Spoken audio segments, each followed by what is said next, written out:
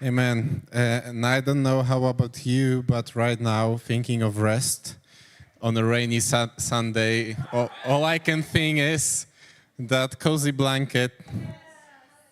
Oh, that will be nice, but that's ahead. That's not right now. So don't get ahead of yourselves. I'm glad we can be here. I'm glad we can still have this talk that we have about the heroes of our faith that we can find in the Bible.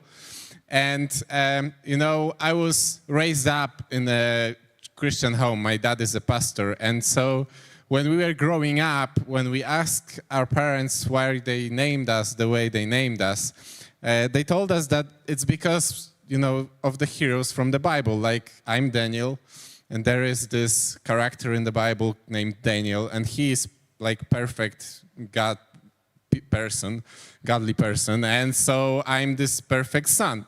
And then there is my brother, whose name is Jacob. And in the Old Testament, there is this Jacob guy, and his name is translated deceiver. So he was lying a lot. He was doing many different things just to get his way. And, I will let you think of why I'm saying this. I will not comment further. And, then we had a little sister when we were quite older. And then I discovered that the same rules don't apply for little daddy's girls, And so when she was born, she was named Lena. And if you have blank space in your memory right now, you are not wrong. There is no Lena in the Bible. But, different rules for girls, I guess. And so when my brother was preaching a couple of weeks ago, he picked Jacob. He was talking about Jacob. Jacob was talking about Jacob. So I thought, maybe I will pick Daniel and talk about Daniel. But then I decided that might not be the best idea because he doesn't fit our series. Because our series is all about looking at those mighty men of God and seeing that they were still human, that they were normal. And when you look at Daniel, it's difficult to see his humanhood in what he does. Like, he is this perfect guy. He still can encourage us, his story, the way he lived. He was so faithful to God. But it just didn't fit the series, so maybe we'll talk about him some other time. So I decided that I would like to go for Paul. Paul, he is the guy from the New Testament. And I don't know if there's somebody named Paul in the audience. No. But this is still a pretty common name. Like, you can find Pawels in Polish or Pauls in English because of this guy. Like, this name would not be so popular if not for this man. Because what he did, when we look at his Christian life, Paul was this almost perfect guy, similar to Daniel. Like, what he did was so amazing that it's actually difficult to describe. Like, we have no idea actually how many churches he planted. We have no idea how many churches were planted because of his ministry by people who were around him. We have no idea how many people he preached to, and we have no idea how many people he healed. Because of how big his ministry is, it's just difficult to describe. And this is what he did as a Christian man. But before Paul could become Paul, he was Saul. Like, he changed his name at some point, and Saul was a different story. Saul was a completely different story. When we meet Saul for the first time, he doesn't leave us with a good impression. We meet him for the first time in the Acts when we read about the story of Stephen. Stephen was one of the Christian people in Jerusalem.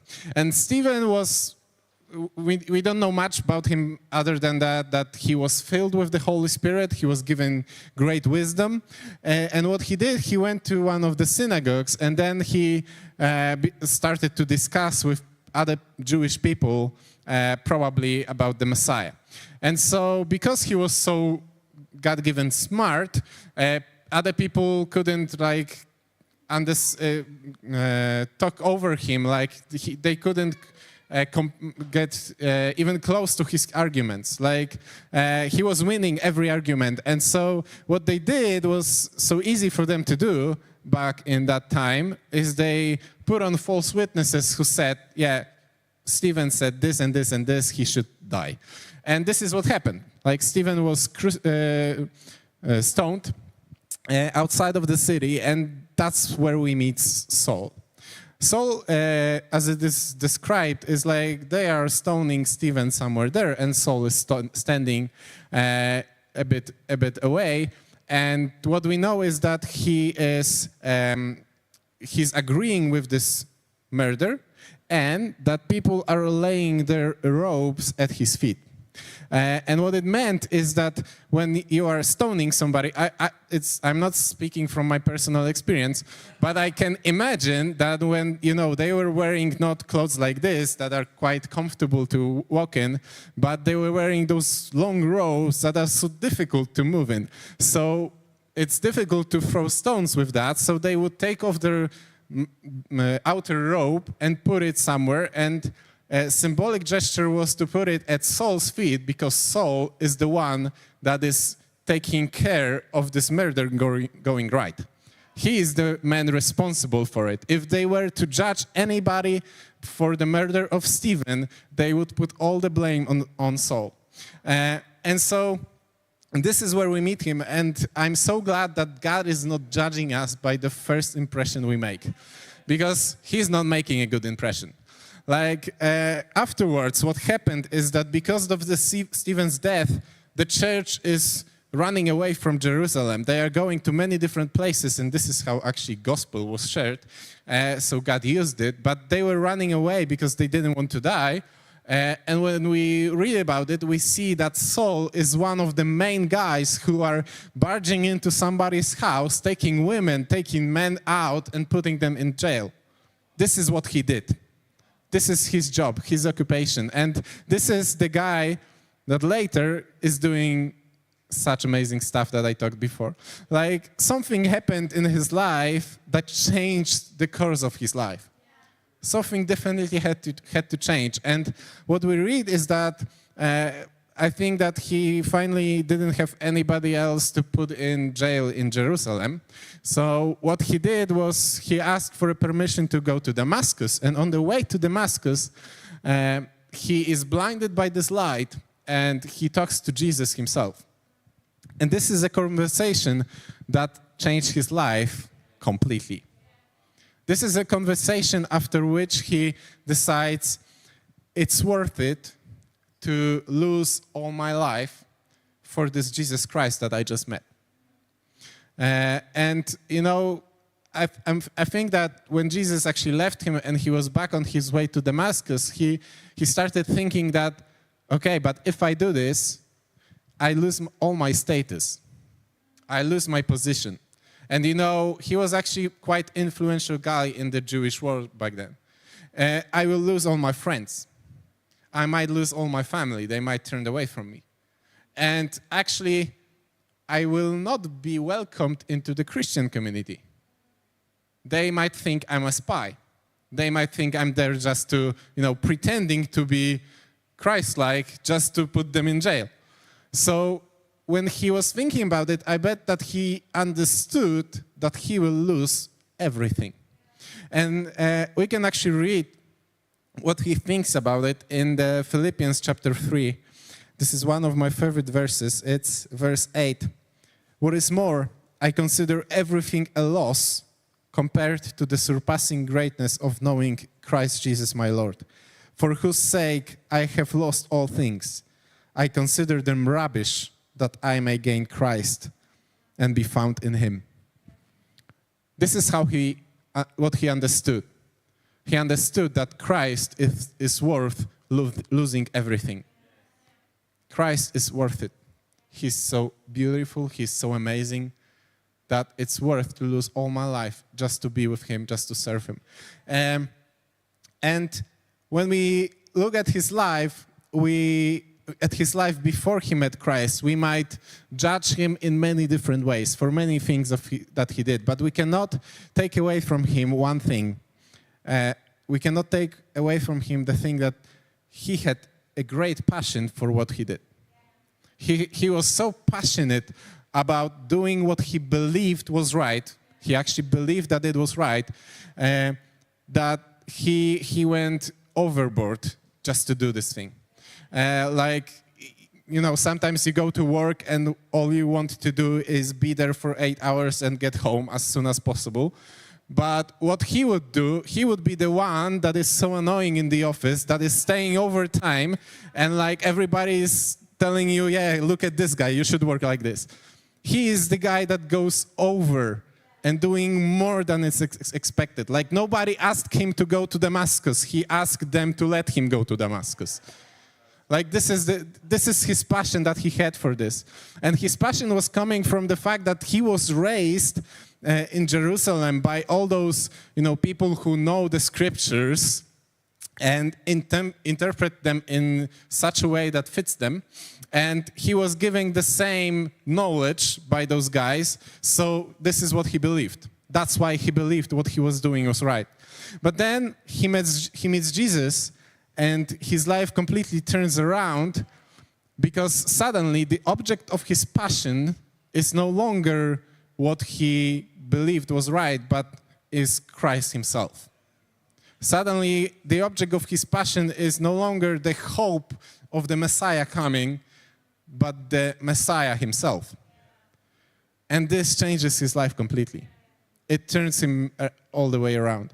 And this is an amazing story for me, an amazing testimony, because there is nothing that we could have done that God could not forgive us. Like when I look at Saul's life, there is no greater testimony in whole Christian history of those 2,000 years since then, of a man coming to God and changing his life completely. Like his testimony is so powerful. He was killing Christians and then he became one of them and built I don't know how many others in faith. Like this is an amazing story. And what I want us to take away from this is, the first thing is that there is nothing that you could have done that would put God's mercy away from you. Like He is so merciful for us. Like He can take all of this away and give us a new direction, new perspective, give us new life, and build something new from this, and build something beautiful. Like, this song we sing sometimes that He's changing graveyards to gardens. This is what He's doing. This is God's occupation. Like this is something that is so amazing to me, that sometimes all we see is garbage and He turns it to something beautiful. I mean, this is something that we can give Him glory for. And I believe that in our lives there is nothing that He couldn't turn for good. And this is the thing that I want us to go out from here. Like, if there's anything in your life that He's not pleased with it, just give it away to Him. Like, Saul had to give it all away so that God could come in and change his life. It's not like his life just changed because he met Jesus. His life changed because he met Jesus, and then he made a decision to give it all away. That was his decision, to give it all away. And sometimes this is what we have to do, to give it all away and decide, okay, that's no longer what I am. That's no longer what I'm doing. I'm going after Christ, and this will change my life. And the other thing I would like us to see is that also his life is a beautiful testimony of passion not dying out. Because when we look at his life, a Christian life, he is still full of passion. He is still full of this burning passion that is calling him to do way more than he is asked to do. And this is something I admire in him, that he never gives up, and this first love that he had for Christ is still alive in him the day he dies. This is an amazing testimony, and I believe this is something that we might have a problem, not only in our Christian life, but you know how many times in my life I found something interesting, like I learned a bit of programming, and I was so passionate for it for like a month, and then it dies down. I was, for some time in my when I was in middle school, I started learning like graphic design and 3D modeling and stuff like this. You know how good I am at this right now? It died down. It was just a short flame. But what Paul is doing, he's taking this flame that started burning in his life, and he actually made like a campfire out of it. It was something that others could join in and heat it. And so this is something I would like to encourage us, because what he's saying a bit later on in chapter 3 of Philippians is in verse 13. Brothers, I do not consider myself yet to have taken hold of it. Like, he understands that where he is right now, it's still not his destination. He understands that he still yet don't know Christ like he can. There is still more to get hold of. But one thing I do, forgetting what is behind and straining towards what is ahead. Forgetting what is behind. And I believe that he had to try to forget what was behind many times. Like, he still remembered his life as Saul. He still remembered what he did, but he understood that God forgave him, that God gave him mercy for it, and this is all behind him, and he understood that he has to try to forget it so that he can move forwards and straining towards what's in front of me. Like, he knew what was his goal. In another passage in Corinthians, 1 Corinthians chapter 9, and that's verse, let me find it. I didn't note. Oh, that's good. Verse 24, do you not know that in a race all the runners run, but only one gets the prize? Run in such a way as to get the prize. Everyone who competes in the games goes into strict training. They do it to get a crown that will not last, but we do it to get a crown that will last forever. Therefore, I do not run like a man running aimlessly. I do not fight like a man beating the air. He understood what was the price, and the price was Christ himself. Life with Christ here on earth, the life with Christ afterwards, he understood the goal. And he understood that to get to this goal, like an athlete, like somebody who's training his whole life, and when you were an athlete, Philip could tell you more about it. I'm not even close to being an athlete. Like, to be good at this sport that you love, you need to give up so many things. Like, you have to change your diet, your lifestyle, you have to train and train and train and train. There is so many things you have to give up. And Paul understood that in our Christian life, if we want to achieve the goal of being one with Christ, we have to give up as well a lot of things. He understood it. He gave it all up. He considered it a rubbish, and actually the word that is used there is like a dunk. Yeah, something that falls out from the animals from behind. Like, this is what he understood, that everything that is not getting him closer to being with Christ is a dunk. It doesn't matter. I have to give that up because he is worth it. He is worth it. My relationship with him is worth it. My goal is Christ, and I will not get away from that. And what he's saying in Philippians is that he's forgetting what's behind, and he's training towards what is ahead. And I feel like sometimes our life looks like we are on this walk. At the end, there is our goal. And as long as we see it, we can walk in straight line to our goal, to our Christ. But sometimes it's an easy step. And sometimes it's a struggle. Sometimes it's an easy step, but sometimes we have to be on our knees, like clenching our fists, just to get one more step closer to Him. Because, this life will not spare us, and the devil will be trying all that he can do to not let us get to our destination. He will do all that he can, and sometimes he will be like trying to cloud our vision, trying to get us off the line, trying to hide Christ, our goal, to maybe, oh, look, this is more attractive.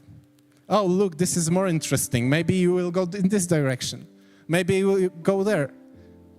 This is one of his strategies. Sometimes what he's doing is he's trying to, push us down so that we fall on our feet, fall on our knees, fall on our back, and just, lay there. This is the place that he wants us. This is where the enemy is winning, when we are on our back, unable to move, anywhere closer to God. And when we are on our back, we have a decision to make. Will we just, lay there and cry and wallow, or will we cry out to Jesus? Because in my life, I discovered that never, when I called out to Him, He didn't give His hand for me to pick me up. He's always close. He's always picking me up. Like, I cannot even tell you, Jesus is worth it. Being with Him is worth it. And it's not always easy, but it's always simple. He is right there, and you're going after Him. This is all you have to do. Sometimes it's a struggle, sometimes it's difficult. But Paul is there in the Bible to show us that it's possible. To show us that God can give you strength. God can give you wisdom. Like sometimes Paul was thinking of the direction he wanted to go, and then God was actually showing him, no, this is not the direction I want you to go to. And do you know that this way of God's interference in your world, in your situation is possible today? That He can speak to you and guide you? That He can pick you up? Like Paul was stoned 3 times. I think that each time he was thinking of Stephen. But he was stoned 3 times, and sometimes each time he survived. How? Like it's described once that he was stoned and people actually left because they were sure he's dead. And he's just starting to crawl out from under the stones. Like this is not something that he could do in his own strength, but God was giving him strength. And this is something that God can give us, whatever we are dealing with. Whatever our struggle, whatever are the stones that the enemy is trying to throw at us, God can give us strength to survive this, to go through with this, and follow Him, and give Him glory in all that we do, because He is worth it.